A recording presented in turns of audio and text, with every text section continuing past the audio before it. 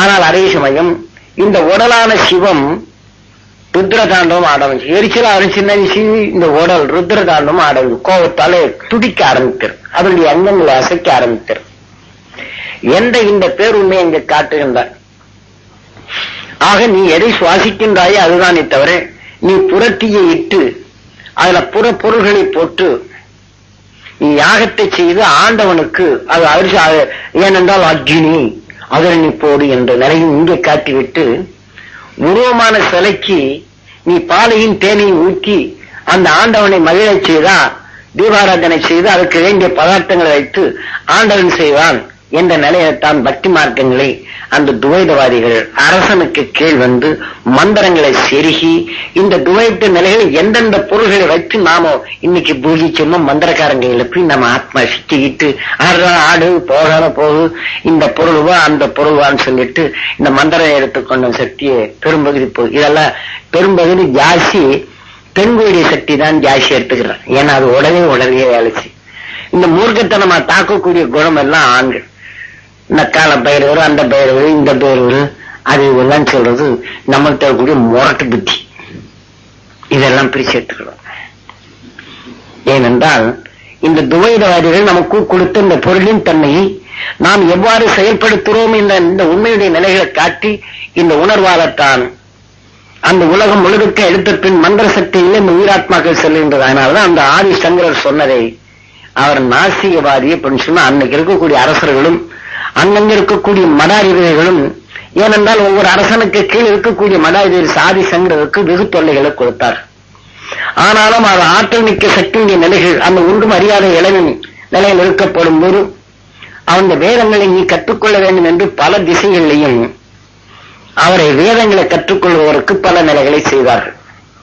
ஏனென்றால் இந்த இளமையின் தன்மை கொண்டு இருந்ததான் யாகங்கள் வளர்ப்பதற்கும் பல நிலைகள் செய்வதற்கும் இங்க ஆரம்ப காலத்திலே அவர் காலடியிலே தோன்றிருக்கும் போது இவருடைய சிறுவனுடைய ஆற்றல் மிக்க செயலை பார்த்த உடனே நீ வேதங்களை கற்று பல மந்திரங்களை ஜெயிச்சேயானால் நீ நல்ல நிலைகள் பெறலாம் என்று பல நிலைகள் நிர்பந்திக்க போகும்போதுதான் அவர் இதையெல்லாம் நிறுத்திவிட்டு தான் சிரித்த முகத்துடன் தன் தாய்க்கு வந்த நோயின் தன்மையை மாற்றி அங்கு உள்ளூருடைய நிலைகளுக்கும் சிலருக்கு தான் இன்புற்று தான் பாடிய கவிகளுடைய நிலைகள் இந்த உணர்வுகளை அவங்க மகிழச் செய்து அந்த மகிழ்ச்சியின் தோற்றத்தை தோற்ற வைத்துட்டு தான் எடுத்துக்கொண்ட ஒவ்வொரு உணர்வின் தன்மை கொண்டு தான் எங்கு சென்றாலும் அந்த உணர்வின் நிலைகளை பரப்பி சென்றார் ஆதிசங்கரர்.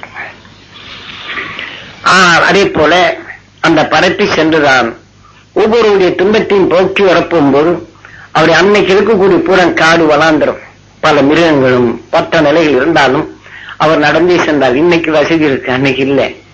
அன்னைக்கு பல நிலைகள் தான் காசி வரையும் சென்று, அதாவது இன்றைக்கு இந்தியா முழுவதுக்கும் அவர் கால்நடையாக சென்று பல தத்துவங்களை உணர்த்தி பல அரசனுடைய நிலைகளுக்கும் இத்தனைக்கு இடைப்பட்ட நேரங்களிலே அவர் சில இதுகளை போதித்து வந்தாலும் கடைசியில அவருடைய தத்துவத்தை இப்ப இதே துவைதத்தின் அடிப்படையில்தான் இந்த மந்திர சக்திக்குள் தொடர்ந்து கொண்டுதான் இன்று குருவுக்கு துரோகம் செய்த நிலைகள் கொண்டு இன்று இந்த பீடங்கள் இருக்கின்றன. காஞ்சி காமகோடி பீடம், அதே போல சிரங்கேரி பீடம், இதெல்லாம் அந்த ஆதி சங்கரருக்கே துரோகம் செய்தது. அதன் வழிகளிலே அவர் வேலைகள் செய்யக்கூடாது. நீ எடுக்கக்கூடிய அத்வைதம் காற்றில் இருக்கக்கூடிய சுவாசத்தை நீ எடு, இந்த சுவாசத்தின் தன்மை நீ சுவாசித்தே ஆனால் உனக்குள் இருக்கக்கூடிய ஈசனான உணர்வுக்குள் இந்த மகிழ்ச்சியின் தன்மை வருகின்ற என்பதை அது நாம் எதையெல்லாம் எடுக்கின்றோமோ இந்த உடலுக்குள் நீ சேர்க்கும் நிலையும் நீ சேர்க்கக்கூடிய உண்மையான ஒளியின் நிலையை அங்க பெற செய்தார். ஆனால் இது அந்த அரசர் காலத்தில் துவைதவாறு நீ எல்லா வேலையும் நீ இருப்ப, நீ எண்ணி உனக்கு எடுக்கிறதுக்கு நேரம் இல்லை, ஆகையினாலே நீ பொருளையும் யாகத்தையும் அறுக்கன்னு ஒருத்தன் இருப்பான், அவன்கிட்ட காசை கொடுத்து அவன் சொல்றதெல்லாம் ஈம் கொடுத்து நீ கொடுத்துக்கிட்டாரு, எல்லாம் இந்த யாகத்தில போட்டாச்சுன்னு ஆண்டவன் நேரா கொடுக்கான். ஏனென்றால் அங்கே சிலைக்கு பால் ஊற்றி காட்டுவது நாம் உடலான இந்த உணர்வுக்குள் நாம் அந்த குணத்தின் தன்மை நாம் ஒவ்வொன்றும் உடலுக்குள் சேர்ப்பது. சிலையில பால் ஊற்றி நெய்ய அது இதெல்லாம் போட்டு தண்ணி ஊற்றி வாசனை பூட்டி காட்டுறது. அதுல இந்த பல வர்க்கங்கள் அதெல்லாம் இந்த அபிஷேகத்தை செய்வாங்க. அதே இது என்ன செய்வாங்க, இந்த தீயை மூட்டி அந்த சிலைக்கு மேல எதையெல்லாம் போட்டாங்களோ இது யாகம். இங்க மந்திரத்தை சொல்லி இங்க யாகத்தை காட்டுவாங்க. அங்க சிலைக்கு மற்ற பால் மற்றவைகளை ஊற்றி அதுக்கு இந்த மந்திரத்தை சொல்லி அதை அங்க செய்வாங்க. இங்க என்ன செய்யுது, யாகத்தை செய்தால் உனக்கு இப்படி இருக்கு என்று யாகக்குழியை தோண்டி அதுல இதை போட்டு நீங்க வேண்டியதெல்லாம் கன ஓமம், அதுல சாமிண்டி ஓமம், அந்த ஓமம் இந்த ஓமம், நம்ம உடலுக்குள் இருக்கக்கூடிய குணங்களை, இந்த எத்தனை குணங்கள் இருக்குதோ, நமக்குள் ஆத்திரமோ கோபமோ வெறுப்பான உணர்வு நமக்குள் இருந்து, அல்லது சலிப்போ பயமோ இந்த மாதிரி உணர்வு நமக்குள் இருந்து அது வேலை செய்கிறது என்றால், அதை மாற்றுவதற்காக அதை காட்டிலும் ஆத்திரம் ஊட்டி இந்த உணர்வின் தன்னை பயத்தினால துடித்துக் கொண்டு சிந்தனையற்ற நிலையில் இருப்பவர்களுடைய நிலையில் மாற்றுவதற்கு இதை போன்ற யாகத்துக்குழியை தோண்டி அந்த சிலைக்கு போட்டது மாதிரி, ஏனென்றால் சிலைக்கு போட்டு அர்ஜனை செய்து அபிஷேகம் செய்து அங்க ஆண்டவன் உனக்கு மகிழ்ந்து செய்வான் என்று அங்கே துவைதவாதிகள். அதே இது புறத்துல யாகத்தை செய்து இந்த யாகக்குழியிலே இதையெல்லாம் போட்டு இந்த மந்திரத்தை ஜெயிச்சாச்சு அப்படின்னு சொன்னா ஆண்டவன் உடனே வந்து அந்த அக்னி குண்டத்துல இருந்து இறங்கி உனக்கு செய்யறான் அப்படின்னு சொல்லுவோம். இப்படி செய்துத்தான் ஆக இந்த மந்திரத்துக்குள் என்ன செய்து நாம் சொல்லுங்க, 1008 குணங்களுக்கு ஒவ்வொரு மந்திரம். ஒருத்தன் எந்த உணர்வால அவன் சோர்வடைஞ்சிருக்கின்றானோ, எந்த நோயினால எதை சோர்வடைஞ்சிருக்கிறானோ அதற்கு பதில் இவன் இந்த மந்திரத்தை சொல்லி இதை ஜபிச்சுக்கிட்டு இருப்பாங்க. அதுக்கு 2 புஷ்பத்தை போட்டு இதை போல மந்திரத்தை ஜபிக்கும் போது இன்னொரு மனித உடல் இருந்தது, அந்த அலைகள் எடுத்து கேட்கிற மட்டும்தான் கேட்கும். ஆனா இந்த மந்திரம் ஜெயிக்கிறவனுக்கு அந்த ஆற்றல் கிடைக்கும், பொருளும் கிடைக்கும், எல்லாம் கிடைக்கும். ஆனா நாம கேட்டுக்கிட்டு இருக்கிறவங்களுக்கு இதெல்லாம் செய்றேன், சரி இதெல்லாம் செய்துட்டேன் சரியா போகும்னு எண்ணத்தை மட்டும் கொடுத்துட்டு காசு வாங்கிட்டு போறோம். ஆனா நம்மளுக்கு என்ன அந்த இது செய்யணும், இதையும் யாகத்தையும் செய்ய முடியல, அப்புறம் ஆயுதம் செய்ய அதை செய்ய இதை செய்யும் சொல்லி போட்டு இப்படி நம்ம தேசிய திட்டு. இதுதான் துவைதவாதிகள் செய்து கொண்ட நிலைகள். அந்த துவைதத்தின் தத்துவத்தில் தான் நாம் இன்று இருக்கின்றோம். அந்த ஆதிசங்கரர் சொன்ன அத்வைதத்துடைய தத்துவம், அதாவது சூட்சம நிலையில் இருப்பது நாம் சுவாசித்து நம் உடலுக்குள் சேர்ப்பது அந்த நிலை. அப்ப நாம் சூட்சமத்துக்கு எத்தனை குணங்கள் இருக்கின்றதோ, நீ நல்ல எண்ணங்கள் எடுத்து நான் நல்லதை செய்ய வேண்டும் என்று ஒருவரை பார்த்து எண்ணும் போது அந்த நல்ல குணத்தின் தன்னை நீ சுவாசி. ஆக கோயில்களில் சிலைகளுடைய நிலைகள் உன் உடலுக்குள் இருக்கக்கூடிய அந்த குணத்தை வடிவமைத்துதான் அங்க சிலையை காட்டினது. நீ கோயிலே பார்க்கப்படும் போது இந்த தெய்வத்தின் குணத்தின் சக்தி நான் பெற வேண்டும், அந்த தெய்வம் எதை செய்கின்றதோ அதே போல நான் அந்த தெய்வ குணத்தை பெறணும், என் செயலையும் சொல்லிலையும் நான் செய்வதெல்லாம் பிறருக்கு அந்த நலம் பெற வேண்டும், என் மூச்சும் பேச்சும் அந்த தெய்வ நிலைகள் பெற வேண்டும்ங்கிற போது என்கிட்ட சரக்கு வாங்கி போறாங்கன்னா அவங்க என்கிட்ட வாங்கி போறவங்க எல்லாம் நல்லா இருக்கணும், அவங்க குடும்பம் சாமமா இருக்கணும், இதை சுவாசிட்டு அந்த சரக்கு எடுத்து கொடுத்தா நல்லா இருப்பான். இப்படி நீ பிறரை நீ வாழ்த்தும் போது இந்த உணர்வின் தன்னை இயங்கும் போது அவங்க உடலான உயிருக்குள் இருக்கக்கூடிய அந்த உடலுக்குள் இயக்கக்கூடிய உயிருக்கு இந்த உணர்வு பற்ற உணர்வின் தன்மை அங்கு இயக்கி அங்க நன்மை செய்யும். அங்க நல்லதாகும் போது அங்கிருந்து வாழ்த்து கிடைக்கும். இப்படி சொன்னார் ஆதிசங்கர். ஆனால் இன்று இருக்கக்கூடிய நிலைகள் தொடாதே, இதை தொடாதே, அதை தொடாதே, அது வர்ணாசிரம தர்மங்களை ஏற்படுத்தி மந்திரத்தின் தன்மையை ஏற்படுத்தி அதுல தீட்டு வந்துருச்சுன்னா சக்தி போடும். ஆக இதெல்லாம் மந்திரத்தினுடைய நிலைகள். மனித உணர்வுக்குள் இருக்கக்கூடிய எதிர்சக்தியுடைய நிலைகளோட போகும்போது செயல்படாது.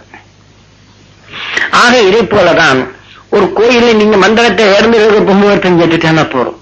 இந்த மந்திரத்தினுடைய நிலைகள் இது பண்ணியாச்சுன்னா இவன் செய்த நிலைகளுக்கு அங்க ஏதாவது ஆவிகள் சக்திகளும் அதுக்காக வேண்டிய மந்திரத்தை சொல்லி சில ஜலையை ஜெயிப்பது.